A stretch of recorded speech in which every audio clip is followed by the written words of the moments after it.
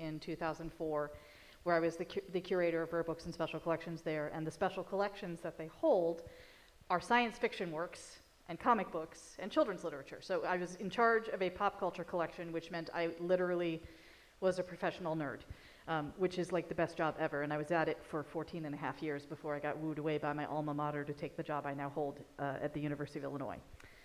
But as part of that work, as a curator of science fiction collections, I started to build an archive of the papers of science fiction writers. And that meant I got to know science fiction writers and was going to conventions, and it was Michael's idea for me to go to conventions to actually get to talk to authors about archiving their papers so that the work in the genre would be documented for history. And that's how I got into the science fiction community. So my first nickname was Archivist Lynne as I got started.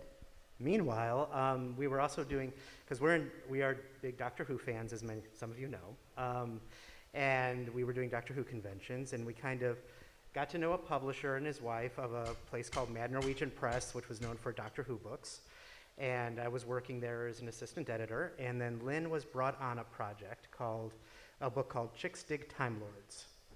And that book is an essay book about women who love Doctor Who. And it won a Hugo Award for Best Related Work in 2011.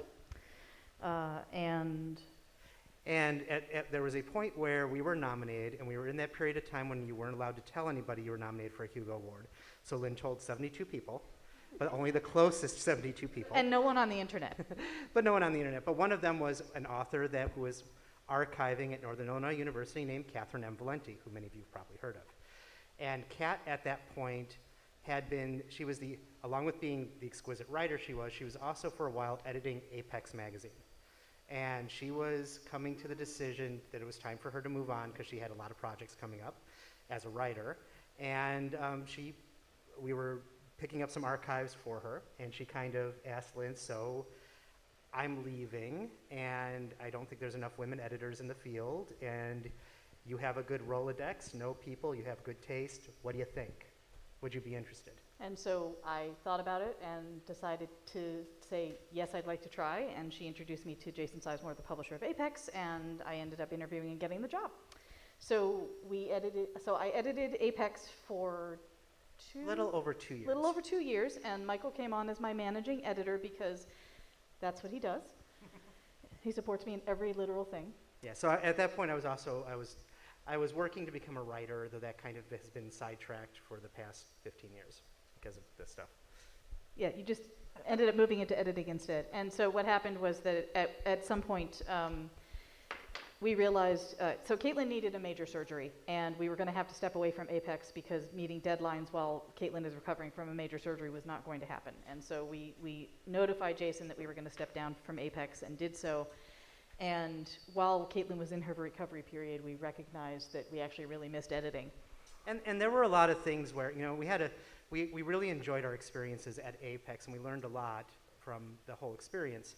And we also, around that time, with our friend John Klima, kickstarted an anthology called Glitter and Mayhem, which was a bunch of short stories about nightlife and roller derby and cool stuff.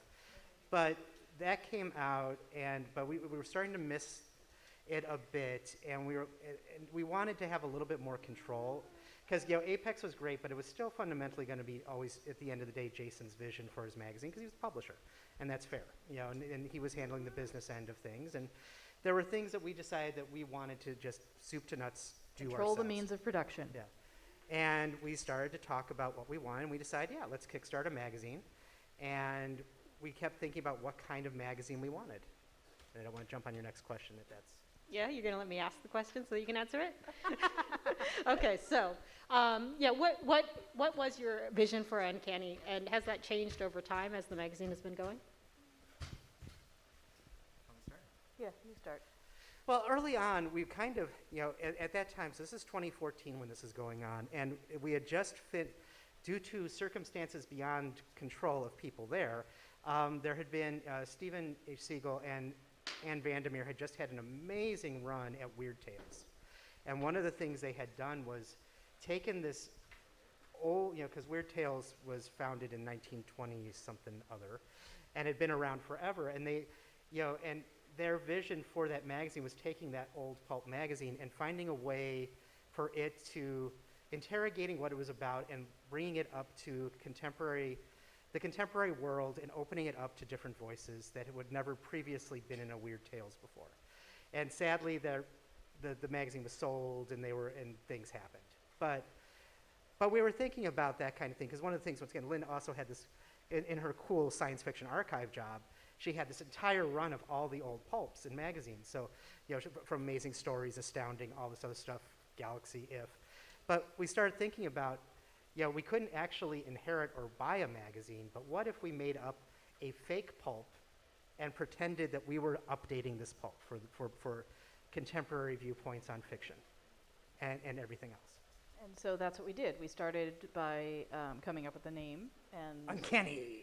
And we came up with our friend Katie Shuttleworth, who did the covers for the Chicks Dig books. We asked her to create the word mark for us and our logo that you see there with the space unicorn. And she was literally like, well, what do you want me to do for a logo? And we were like, I don't know, like something cool, like a space unicorn. She was like, on it. And that's what we got. But to this day, we have it a large about where there's a ramble about what the vision is. But mostly what we were looking for were beautiful, gorgeous prose, interesting characters, fascinating ideas, and stories that make you feel. That was always like the big thing. We wanted stuff that really had an emotion, that there was some emotional punch to every story. And we wanted to make sure that we included writers and creators from every single conceivable background. We wanted to make sure that it was just a very welcoming magazine for creators and therefore the readers.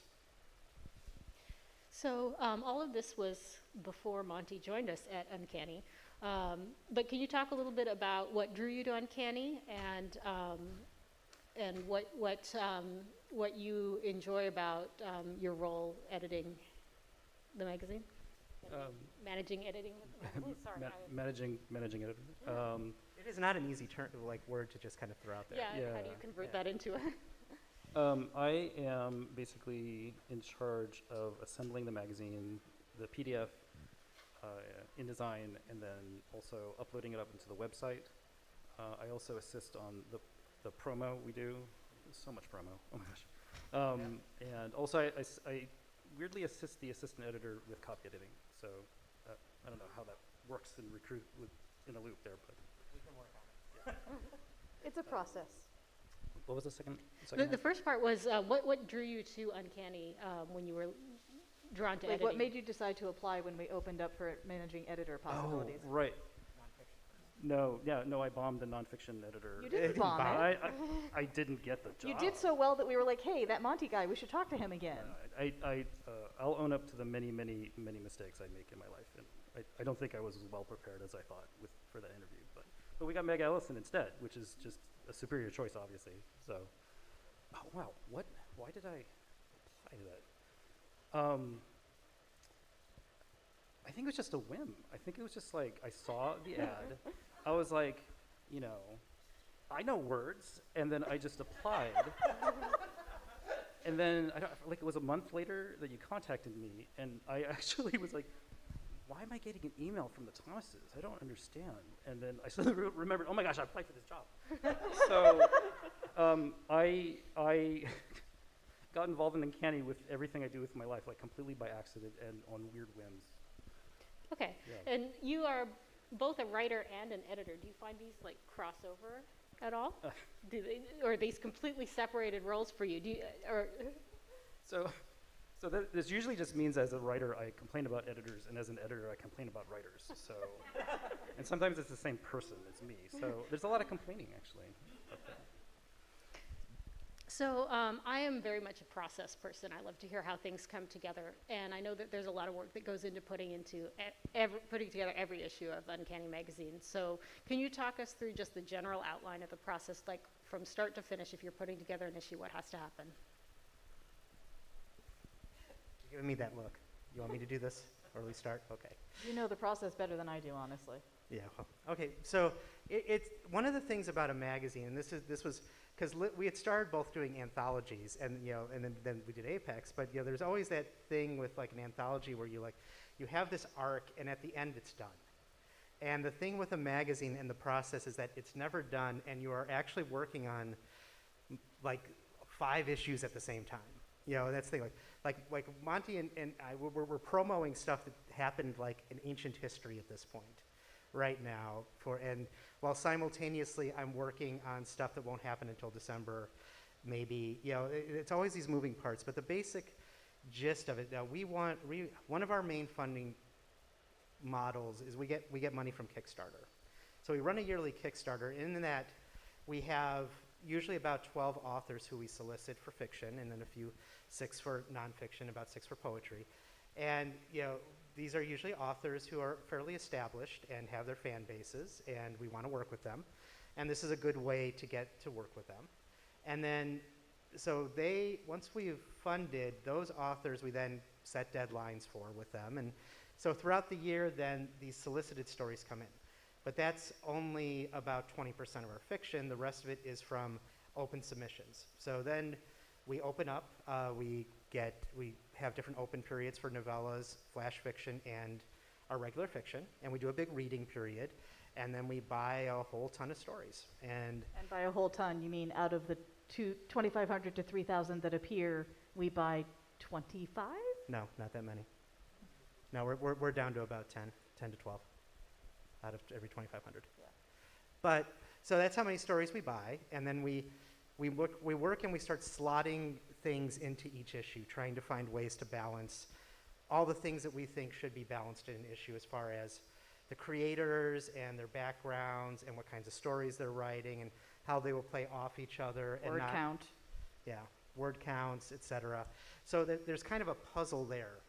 And so that's part 1. And then like when the issue starts rolling up, the first part is the developmental, the actual editing. So this is when the editing part happens that people think of as editing. Yeah, so when we purchase something for publication, it still goes through an editorial process where we do a close read of it and do line edits on it and some developmental edits. some developmental work where, you know, after the initial read that made us go, ooh, shiny, want to buy, you know, when we read it again, now that we know how the story ends and we have a chance to start at the beginning, we can look more carefully at the structure of it to make sure that things are appropriately seated and things like that. And so those developmental and line edits go back to the author. Meanwhile, we're also doing the cover. So we're also the art directors. And about half of our covers are, once again, solicited, and the other half are reprints. So either it's a month where the author, you know, the artist will send us some drawings, you know, some sketches, and we will work with them on the sketches, and then they will do a final cover, and hopefully that works, and it works well, and then we zip that artwork off to Monte for his magic, which is part of his... I mean, it's less magic than just me pushing arrow keys. To us, it is magic. We have a very good template that I don't know if Chimmy... I think Mitchie developed it and Chimmy refined it. Yeah, and it actually makes it quite easy. I probably shouldn't say this. I should probably say this is the most difficult part of the job, and it takes no.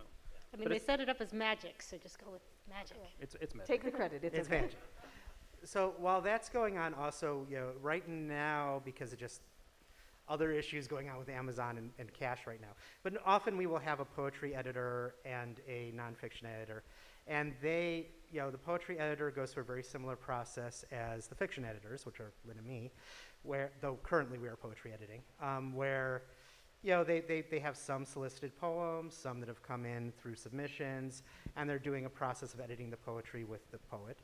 The nonfiction is completely solicited, so the nonfiction editor reaches out to writers, either because they like the writing or they think, hey, I really want something about kazoos, and you're a kazoo expert. Kazoos are big in science fiction. Please write about kazoos. You know, and then they go back and forth too with the edits, and slowly all the pieces start coming together. And once those developmental edits are done, then it's off to Monte and Tanya, who is our assistant editor. Yeah, and then it goes through a very light, it's mostly proofread really, just to make sure there's no extra or missing commas, you know, missing words and stuff. Although now that I'm managing editor, I do end up going, how do I format this? And having to put questions to ask the author, how do you want this to look? Because right now it's going to look terrible as it is. So that's an interesting new wrinkle that I find really funny.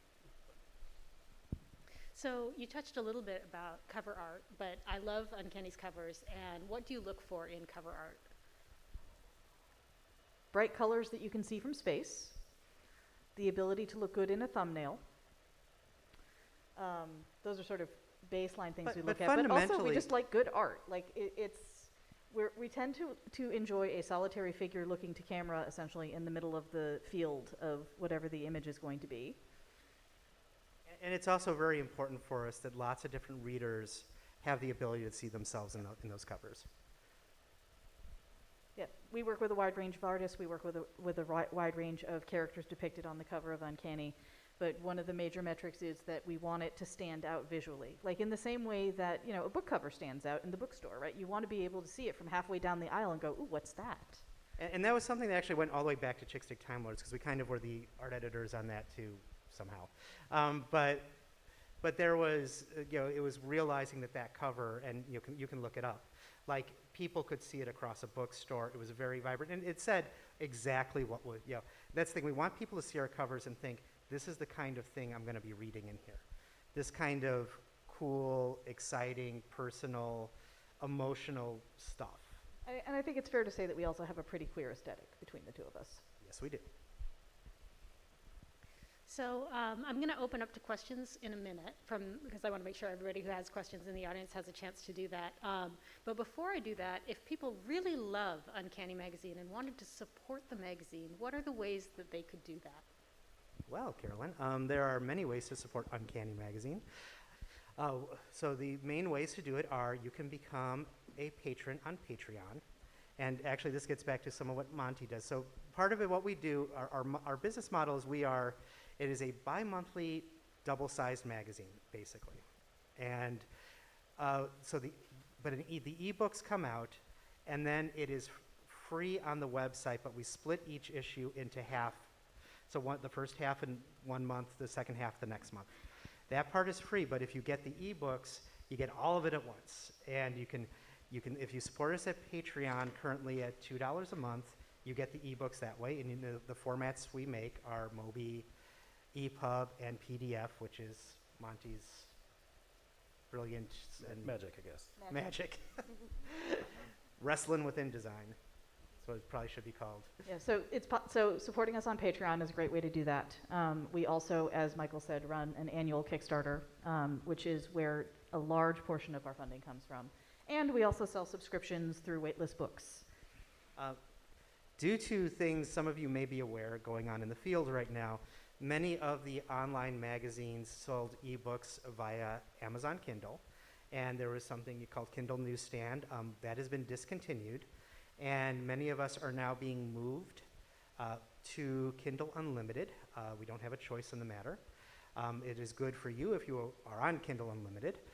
It is less good for all the magazines because we will be receiving a lot less of the money from Amazon we were receiving. But that is a way to back us. If you are Kindle, if you do Kindle Unlimited, you can subscribe. Eventually, it's not up yet. It should be up, I think, in the next week or two. You can subscribe there.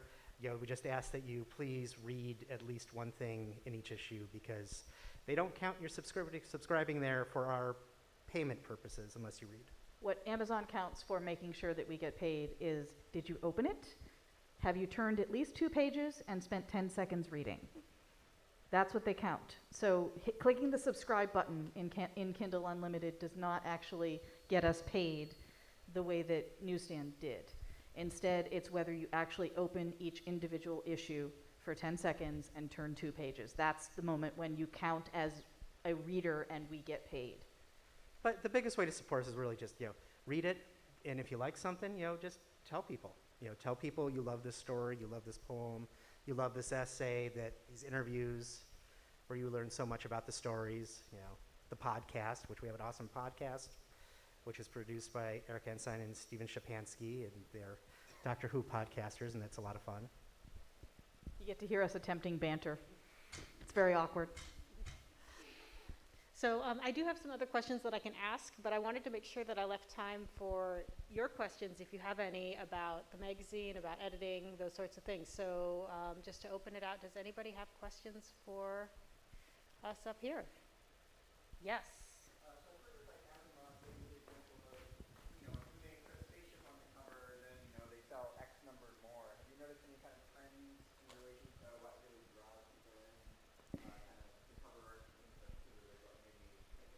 So the question was that, just so that in case anybody didn't hear it, that magazines like Asimov sometimes notice trends, like if there's a rocket on the cover, they sell more magazines, and have we noticed anything similar at Uncanny? Not so much with the covers that we've seen any kind of like cover bumps. Most of our action seems to have, for those you may know, Uncanny does tend to get a lot of award nominations, especially for the fiction. So oftentimes when stories start to go big in that is when we see the bump in sales. Like we kind of always have a base sale for an issue, but then people will go, if like there's an issue that has a bunch of stories nominated for Hugos or Nebulas, that's when we see that issue starting to go. Like I don't feel like that, and occasionally like an author who is very popular does seem to uptick us a little bit. Like if we have like say Ursula Vernon, who is super beloved, we do see her fans will come out and buy a lot more issues. But less so about the cover art. Yeah.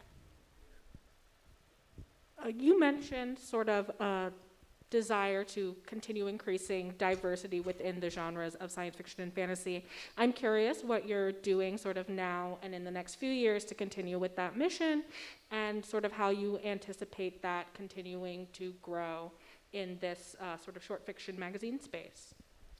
Sure. By the way, love the mask. Happy to have mailed it to you. I think the best way to put it is that we're going to try to do more of the same harder, which is making sure that every time we produce an issue of Uncanny, we are looking very carefully at the selections that we make in terms of ensuring that we are providing diverse content in every single issue. That is part of our remit. It's baked in. We are structured now so that when we bring in new staff, we emphasize bringing in diverse staff as well. So I think it's starting with our submissions readers. Yeah, starting with our submissions readers. When we call for new submissions readers, we are always looking for a diverse group of submissions readers as well. We are trying to build the magazine to reflect the world that we already live in, and that's the best way I think to describe what we're trying to continue to do. And it's also something we look at when we solicit. We're very clear. We sit and and Carolyn has heard me hem and haw about trying to go, we gotta, about trying to get just the right, what I consider at that moment a balance that I want to see us represent. It's something, the main thing is that we're always thinking about it, and we're always calling ourselves on it, and we're always going. The goal is to bake it in as much as possible, so it's just the way things work here. And recognize that we have internalized biases and try not to be those people, and work at it. And one of the things, and this gets back to why Monte and Tanya copy edit the way they do. Like one of the things that's important to us is voice. And we don't want to try to force a certain, American white het cis voice thinking like, that's our reader, because that's not our reader. So we both, that's, and that for the writers on this panel, you've had that you know of that happening to people. But our editorial POV is very specifically about making sure that what we're presenting is the best version of the story that lived in the author's head, and that it's the author's vision that we are presenting. We're a platform, and we're trying to help them make it be the best version of the story that it can be, but our job is not to make the story sound more like us. Our job is to make the story sound more like the author wanted it to sound. And making sure that our staff knows, you can call us on things. You can say, hey, I just read this essay that you sent me, and this one line, I don't, and then we can talk, and we work with the author to try to, straighten that out and get that right. We're always learning, and we're trying our best, and we'd hopefully make different mistakes each time. Anybody else with questions? Yeah. I just wanted to say that I'm really excited to see you guys again. Like forever ago, it feels like probably very early on. I got Bo Bolander's Our Talons Can Crush Galaxies tattooed to my shoulder, and you gave me a free subscription. Yes! Which has been a very major highlight of my life, so I just wanted to throw that up. But this is going to sound shadier than it's intended. However, if you want to be shady with it, I think that would be cool. As you've been doing this, have you been seeing things other magazines do and go, not doing that? And has that changed what you do? Is there things that you've kind of moved away from or reacted to? Thank you. Yes, but we don't want to name names. I think it's fair to say that everybody has their own approach to running magazines, and that we do our best to be thoughtful about our approach to running magazines and what works for us. But there have definitely been times where, like, there'll be something a colleague does, and sometimes we go, okay, you do you, and then there are other times that we're like, we actually think that editor did something very harmful to a community. And I'm not sure if everyone realizes what that editor did, and we are actually kind of pissed about it. And we'll keep it to ourselves, but it is something behind the scenes we'll talk about and go, yeah, if that ever happens here, How do we want to handle it? how are we going to handle this? Yeah. And some things like, like even like right now, like there's a discourse about AI, and we, this one I will shame because it just pissed me off this morning.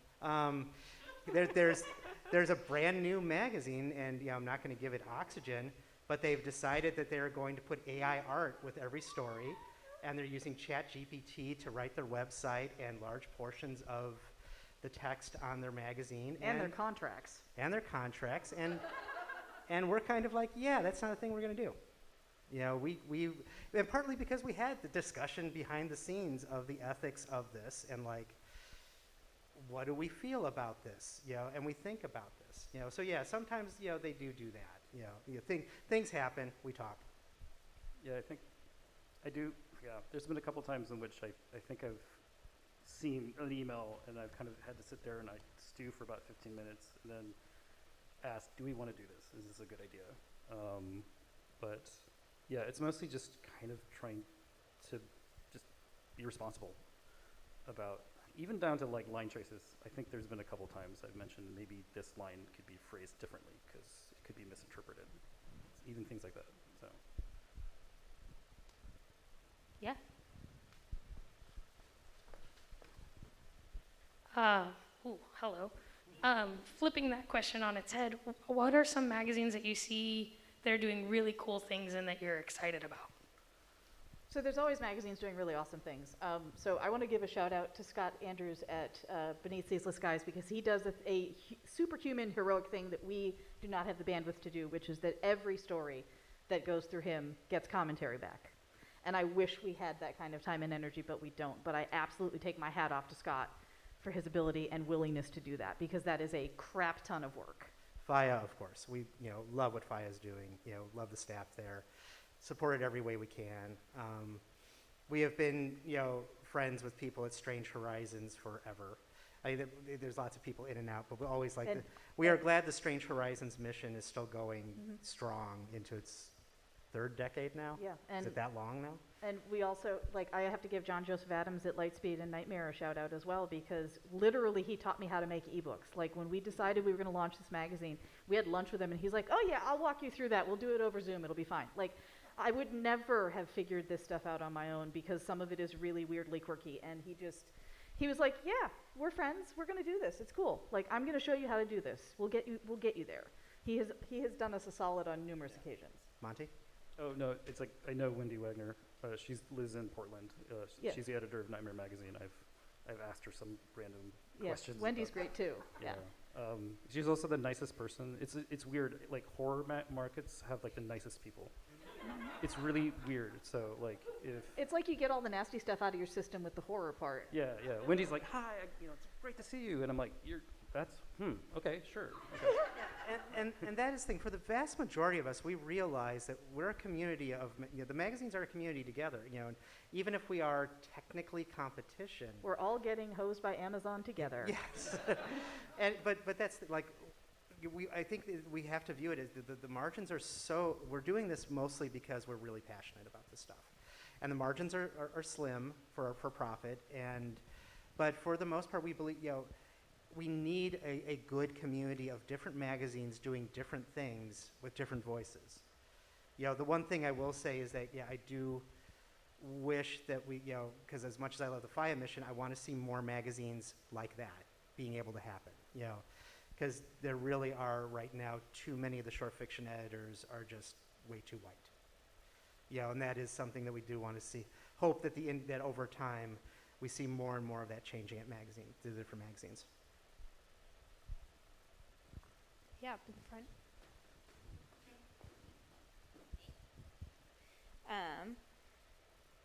How would you recommend, like, younger folks or just folks who aren't in the industry, like, how would you get started in this? Like, yesterday you mentioned there aren't publisher, editor, schools. So how do you find this? Do you just have to know someone, or? So some of it happens because you decide that you're going to do the publishing equivalent of let's put on a show. I just want to do a thing. Sometimes that's what people do. Sometimes it's a matter of learning the ropes, as it were, by becoming a submissions editor for another market, or applying when other markets have openings. So Actually, Monte is a good example of Monte's a great example of this. each step. I don't want to be a great example. The young people are looking to you.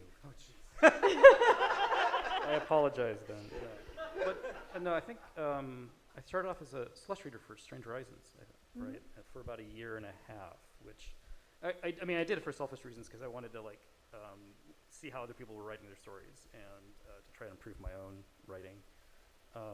But I also did appreciate this is called slush for a reason. So this constant deluge of stories and trying to get through.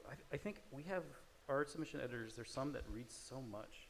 Yes. That I'm wondering if they're robots or something like that. And also honestly that also created an appreciation too, because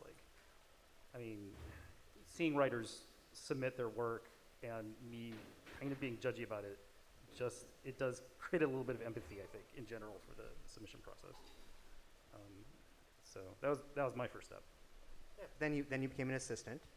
Well, then I bombed the interview, but then you brought me on as an assistant. Yeah. Well, you didn't bomb the interview. You just weren't right for that role. And so when we had a different role open up at a different time, we remembered you because we liked you and thought you were great, and you would be great for that role, and that's how we brought you in. I'm glad you're being supportive of my embarrassing memory. Well, that's so he was but oftentimes you will see, definitely the submission editors, every magazine's looking for them, and then occasionally you'll see looking for an assistant editor or something, and that's a good way to kind of get your feet wet in a magazine. Learn more about the behind-the-scenes structure of how it works. Although every magazine's a little bit different because they have different publication times, they have different styles. Some of them are monthly, some of them are and almost every all other of us month. make up our own processes. Yeah, some of this we is make it taken- all up. Yeah. We just pretend we know what we're doing. We don't really. You've had a couple of pretty scathing remarks about how Amazon is changing things and affecting your business. If there was some other platform, what would its attributes be that would work best for you? Well, right now we use a place called Waitlist Books, which is great. But some of the problems with waitlists is that they can't service a lot of it right now is there's just a lot of international tax issues and other things going on where it's tough for smaller places to deal with VAT and other, in the UK and they're just and global audiences. So, Amazon is best set up to deal with all these things, and we are not the only producers of things who are angry at Amazon. They are a very large company. They are beholden to their shareholders. They make decisions all the time based on profits versus nurturing industries. The problem for a long time, and whether this is books or even now widgets, it's a tough thing because we can't push back enough to kind of make better terms for us. So in essence, we need a place that has the ability to get ebooks out globally, that pays everyone well, and the other problem with the Amazon situation was just they built most of the e-readers people were using for a long time. They own something like 85% of the ebook market. So if you're not using Amazon as a method, or up till now, you're literally missing out on the vast majority of the people who electronically read. So I'm a little scared, but this reminds because one of my first jobs was I was in corporate finance at a fairly well-known consumer products company of razors, pens, and lighters, and this was in the 90s, and anyone in sales there, you said the word Walmart, and they're like, ah, because Walmart was dictating everything from packaging to where things went, whatever. This is just what happens when you have one big retailer out there, because it is, as Lynn has been pointing out recently, the Darth Vader meme. Yeah, we have altered the deal, pray we do not alter it further. Yeah, and because there's not much we can do. So we're trying to find ways with Patreon and Kickstarter to do our own ways of doing things, but it's tough because Part of it is from a financial perspective. The ability to handle international taxes in particular is really onerous for a small business. And so the reason that Amazon gets the stranglehold that they do on our international sales is because they handle all of that. They deal with the taxes, and they just render to us the money that we are owed, and we don't have to worry about it. They handle all of that process. And they take a cut for that service, which I'm fine with because they made it not my problem. We aren't in a position to solve that problem country by country by country. That's a lot of time I don't have as I'm the CFO. I'm the money. I have enough trouble just getting through like tax season. I can't manage international taxes on top of national taxes. And then there's just kind of the discoverability, like the Amazon gives, that like a wait list or us, because we have like 27,000 followers, whatever, on Twitter. I don't remember what it is right now. But these are all people who know who we are already, and are invested in, hey, I read a lot of Uncanny stories. I love Uncanny. I want to support you. And many of them will then do things for us. But we miss that person who isn't part of the larger discourse, doesn't come to conventions. Casual readers. Yeah. Casual readers who just like grew up reading Asimov's and Analog and are like, I want to read more of this other science fiction, And we don't know who they are because they don't go online to talk about things. They don't come to conventions, but they spend money, And they were likeliest to spend their money through Amazon's subscription program to read our stuff. Yeah. And we have no direct line to them. Like, Amazon didn't send us a spreadsheet with a list of people who subscribed. They're just like, yep, program's ending, bye. Good luck with that. So any other questions? So I'll go back to my list of questions. One of the things, just as a brief shifting gears, is I do know that all of us are actually up here Doctor Who fans. So just as a little quick light thing, because I do like to mix things into the interviews, what is your favorite Doctor Who story at this moment? It doesn't have to be overall for all time. Mine is actually Vincent and the Doctor. And it's a hard question because I'm making you pick just one. I'm gonna have to think about it. So There's a right answer and a wrong answer. I will judge you. No. it's so similar to like what's your favorite doctor, and I actually hate that question. I did not ask that question. I know, but it's like. And so I was careful to say at this moment in time. So it does not have to be continuously true. Can you answer before I do? Mine is the same as it ever was, which is the girl in the fireplace. I'm easy for French frocks. What can I say? And Do you I've have a stumped favorite story? everybody with this question. Well, no, because it's too hard. I have a room of Doctor Who things. Like No one's saying it's the only it's story like- you can love. Yeah, I know, but this is one of those pick your favorite child questions. I don't know. Probably though, it's either going to be Remembrance of the Daleks or Robots of Death from the classic series. Well, there you go. Okay. I mean, let's see. Yeah, it's an almost impossible question, but I can't remember the episode. The one, it's Whitaker's one. It's the mirror universe and the frog god. It takes you away. Is that the name of the episode? Like, I personally like that one. Like, that's it's the one I remembered the most right now. One of the things. I was going to say what was yours, but you said it already. Sorry. Yes. So one of the things that you touched on briefly that I had meant to ask earlier that I did not ask about is the podcast. So when you're doing the podcast, you get to sort of talk with the authors and do the interviews, which is one of the things that is similar to what I do, but live. Yes. So can you talk a little bit about how you approach your interviews? Sure. Because the interviews on the podcast are one of the things that I do, like it's a thing that I do all the time, but it is sort of intermittent. I use the same structure over and over again so that I stay on task. So I do a 4-question interview, very straightforward. The first question is always, tell us about the genesis of the story. Where the heck did this idea come from?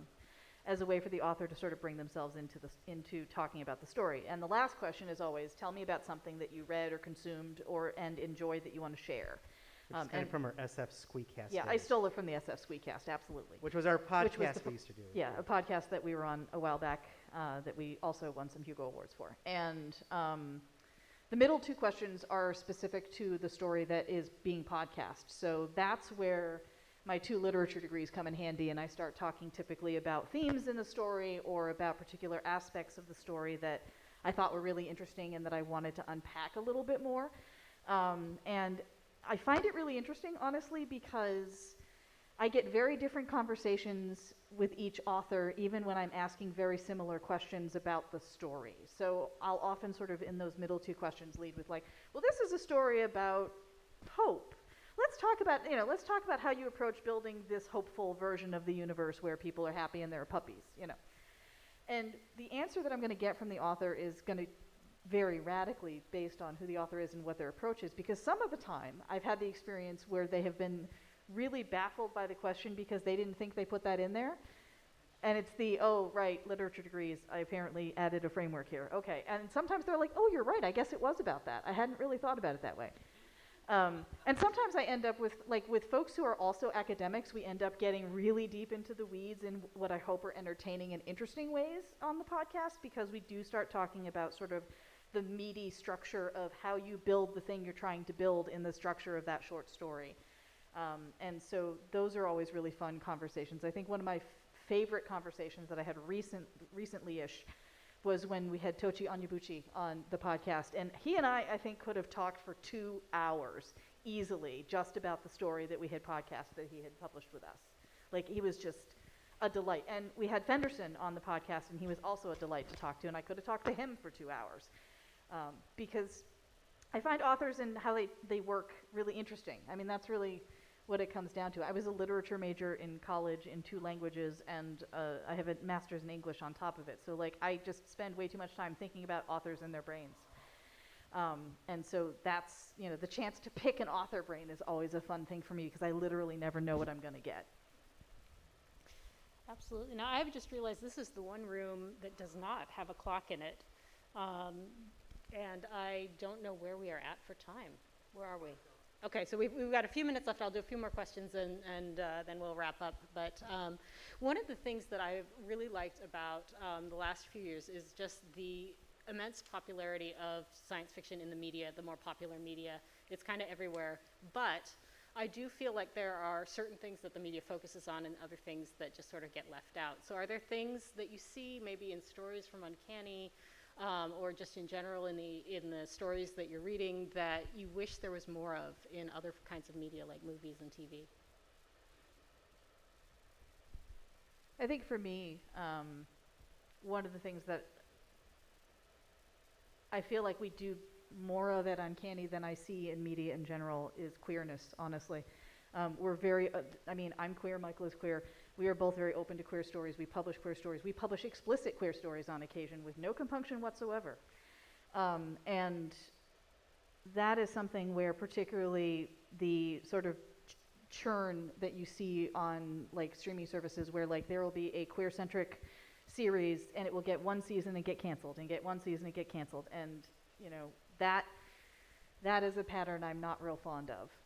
Because I think that, we clearly believe that diverse stories belong in the world, and the way to keep them in the world is to support them when you put them out there. Like, part of it, it's not just enough to make the stories happen.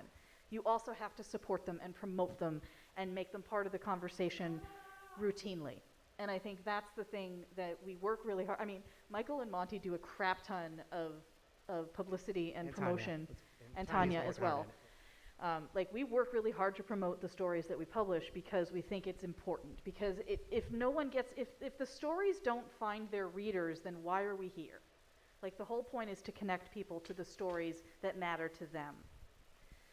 So that I think is the thing that I find frustrating sort of in media right now, is that stories that are connecting with folks are getting canceled before they really get to finish telling the stories. And I think all of us know right now what's going on in the country as far as different battles of censorship in different places in America. And one of the things, and that is something that unfortunately corporations that hold the entertainment reign sometimes will start to worry about things and tell people pull that back, censor that, make that shorter. One of the beautiful things about the way science fiction short fiction works right now with the online markets is that we are everywhere, and we are small potatoes, and we are not beholden to shareholders as to what the content is. And we can let people just put out these wonderful, intricate, sometimes hard things that go into, as Lynne said, sometimes it is explicit. Sometimes these are things that, but one of the beauties of the magazine, like we often, I went to an experimental gifted residential high school, and sometimes we're asked to do talks there. And the kids, the students will come up and say, thank you for this story, I saw myself in it. And knowing that this is, that we can have that reach, and and hopefully always have that reach everywhere, that people who need this kind of narrative in their life will be able to get it. And that we're not trying to, because it's the thing, there's so many times where you have so much hope for a TV series or a movie, and then it's like, Disney made sure here's the part they can easily cut for this international market, and then you just kind of get sad, and I know that we don't have to, we don't do that. But I would like to see entertainment go like us, and I'd like to see the world go like us as far as how that television and film can be the same as what we do in the fiction. I mean, what we see is over and over again, representation absolutely matters. And having enough representation that you can have interesting representation also matters. Because it's not enough to have only, one black character who then has to represent every black person ever to have existed. You need to have multiple shows with main black characters and shows about the black experience so that all of the different facets of the black experience can be represented. And that allows for much more complex storytelling and much more interesting storytelling than if you get one sole black person who apparently exists in the universe alone in their own show. Yeah, but also corollary. Enough representation so you can have mediocre stories. Yes. Like stories are just good enough, or they're just fun. It doesn't have to be like the most award-winning. Yeah, it doesn't always have to yeah. be performing your pain. That's the other thing. Right. Like we need room for stories that are joyful.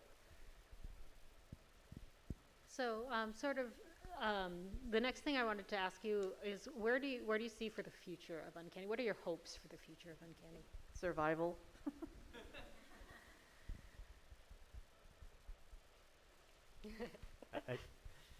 Basically what Lynne says, we're at that stage now where, I've spent the last, Lynne and I have spent the last at least 8 years going, this is it. We're not going to do any more after this.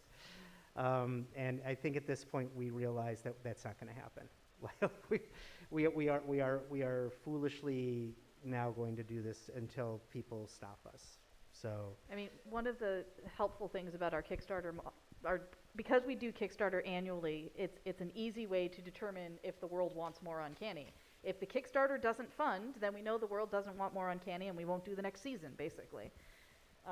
So we have that litmus test every year to tell us whether there is still sufficient interest in what we do.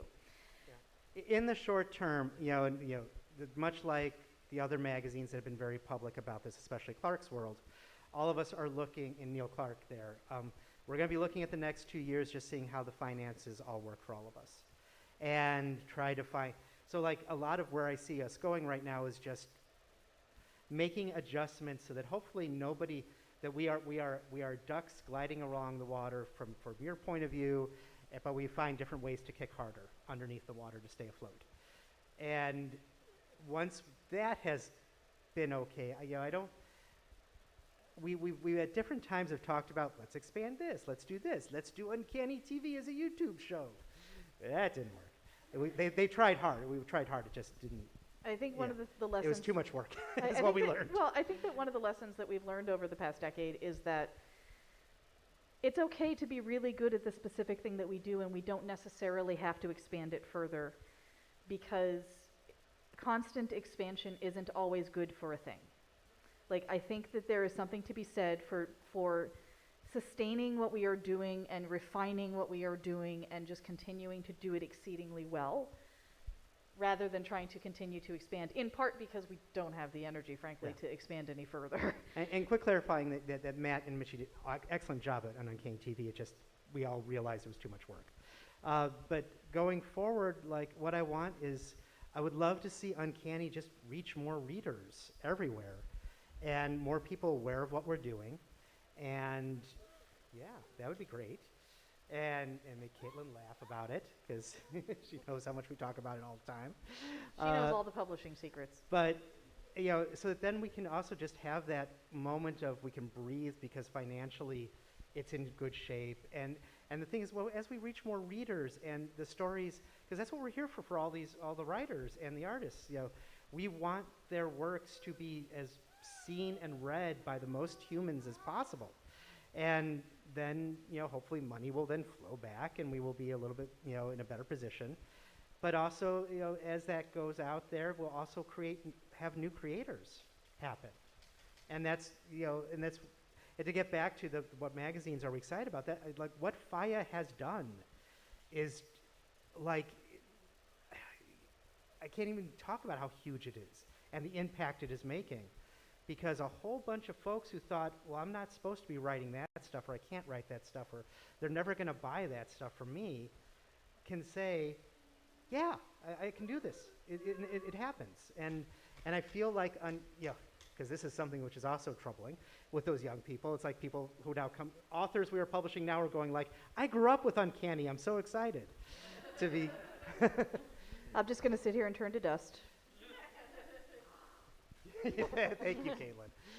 But yeah, so like the more readers, more creators, and just keep this thing rolling, and hopefully continue to just have this gorgeous, wonderful fiction that touches people and makes people, you know, makes you think, makes you feel, makes you maybe even, you know, escape. Because not everything we do is serious. Some of it is just, we want you to have fun reading about some wizard punching another wizard in the head. Yeah. All right, and wizards punching other wizards in the head is a good place to leave it. Thank you all so much for coming, and thank you all for talking about Uncanny with us today. So, thank you. Thank you. Thank you so much.